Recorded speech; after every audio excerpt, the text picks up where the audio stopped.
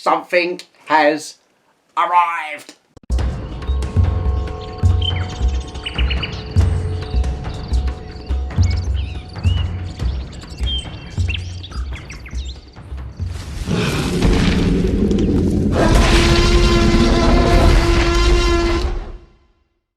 Okay, so let's have a look what we have got here.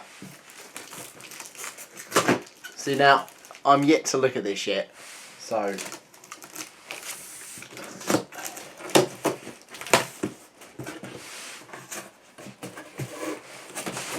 Oh. Oi. Oi, oi. Right, let's take this out. Oh, that's so good. That sculpt is excellent. I've not yet looked at this yet. Oh, there we go. Just look at the sculpt on the skull there. It's brilliant. It's big as well. It's a nice size, really good size. One thing I've noticed is the Camp Cretaceous artwork on the box. So what I'm going to do is I'm going to get it out of the packaging. We'll have a look at the review of the toy, and then we'll have a look at that artwork as well. Okay, so here we have the T-Rex. A bit of a closer look.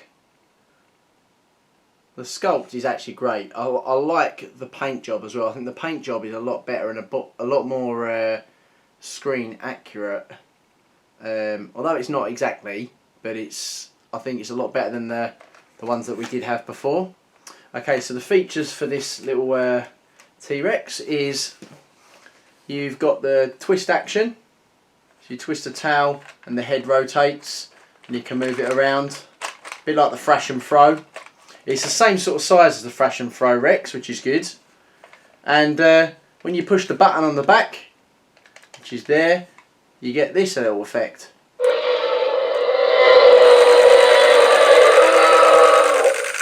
So, got good sound effects, but it got a little bit of a shake as well. So that might not be everyone's cup of tea, but I can see why they put it in. It kind of makes the vibrations of the roar, I think, is what the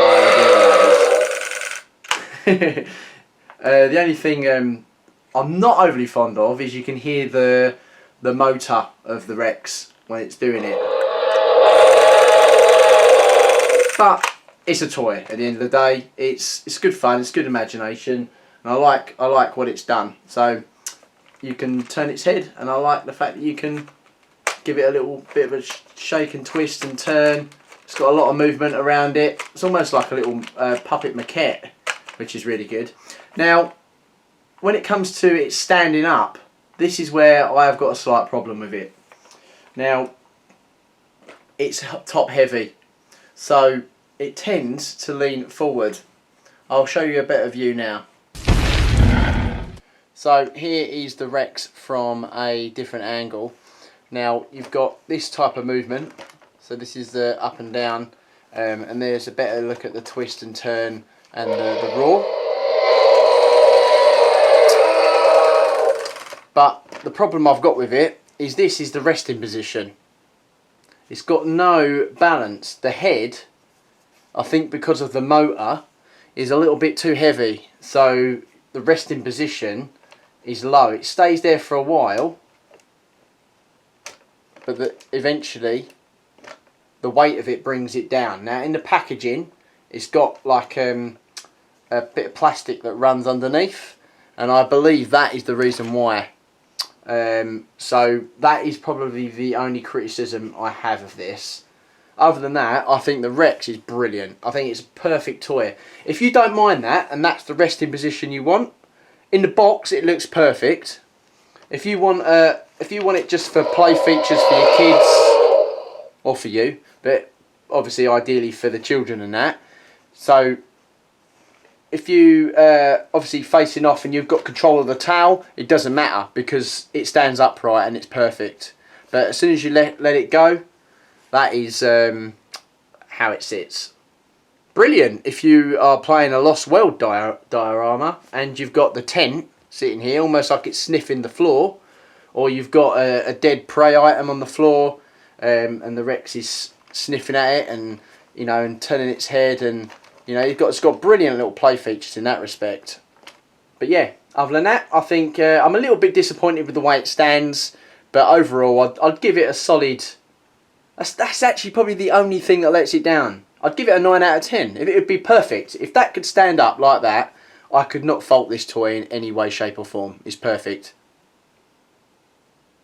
Now let's have a quick little bit closer look at the details on the face. If you can see here, the Rex has actually got the scars. So with a decent paint job, you could probably even like paint those in a bit more detailed and make it look even better. They've got the scars on both sides. You've got the original scars from the Velociraptors here in the first movie, and then you got on this side, you've got the scars, I believe is probably from the Indominus, most likely. Yeah, pretty much. Other than that, you've got the paint job underneath is a little bit lighter, as you'd expect. Wonder if it's got the footprints. Okay, so there's no footprints with this one. Doesn't make the footprint sound effects. Not that I'm aware of, anyway. Doesn't seem to. Yeah, there's no footprints with this one, unless mine's broken. That wouldn't be a shock to the system. But there you go. Most of the sound effects, I believe, is in this. Okay, let's take a look at their box artwork. Okay, guys, so here is the box art. You've got the new Camp Cretaceous style logo. Now, I know that's not particularly popular among some of the community, but I actually like it. I think it's decent. It's very different to anything we've ever seen before. And I like the whole wooden aesthetic of it. It makes it seem like it's a log cabin or in the woods, which is kind of, I guess, where Camp Cretaceous will be. Now, what's interesting about this picture in the background here is you've got the wooden bridge here going across what looks like a river system that runs through the forest, and it looks like it's redwood trees as well, so that's interesting to know. It's very realistic looking artwork, and I reckon that this might have been taken straight out of the movie. I'm particularly interested in this building. I don't believe that will be someone's like shack where they're staying, because here seems to be an elevator shaft. Well, it looks like an elevator shaft anyway, so it kind of looks like they've built something out of the tree. If you look closely enough, you can see that the tree stump is either side, the tree trunk, sorry, is either side here, and the elevator shaft is running straight through the middle. So that would be awesome to see on screen. Down the bottom here, you've got the 3 of the characters. I don't know their names yet. And the Toro, the Carnotaurus, which you can also get from Mattel. Here you've got the display features telling you how to use the T-Rex. And on the back is a bit more detailed. You've got a good seat. That's where it fibs to you.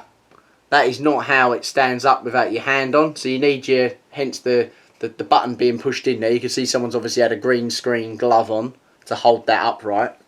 As well as here and here. And I don't, oh there you go, there's the rest of the characters on the side there. You've got little Bumpy, the cute Ankylosaurus, and the other 3 characters that we're going to expect to see on screen.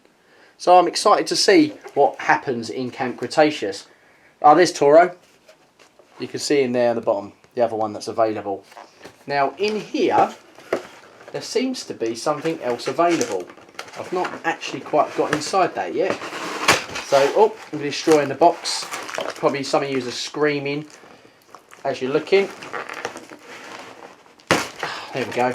Let's get that out. See what this is about.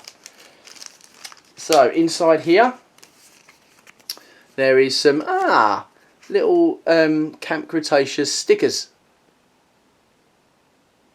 So you've got one of blue. Oh, can't focus. Blue, Bumpy, the T-Rex, Toro at the bottom, and the Stegosaurus seems to be. And then in here we've got a little book. And right, I gotcha.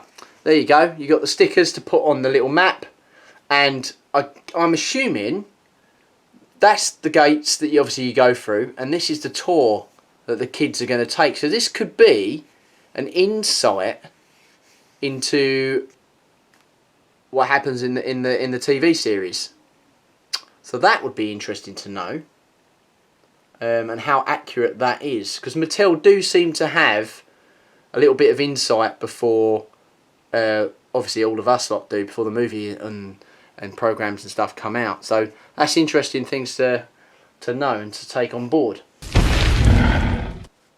Okay guys, that is the end of the toy review for the T-Rex, the epic roaring T-Rex from Camp Cretaceous. I hope you enjoyed it. It's one of my favourite ones. I think it's actually the best T-Rex out at the moment, out of all of them. The sculpt is excellent, the paint job's excellent, and that little tilting forward thing is probably the only thing that I have an issue with, but I've come up with a reason to stop it. You tuck his little arm in, her arm I should say, in behind its leg, and then it stands up straight. So there you go, there's a little knack for you for future if you do want to buy this product. Other than that, thanks for watching. Don't forget to like and subscribe to the channel. We've only got 95% of our viewers are actually subscribed, so if you do subscribe, that'll really help us out an awful lot. Anyway, only one thing left to say. Life will find a way. See you later.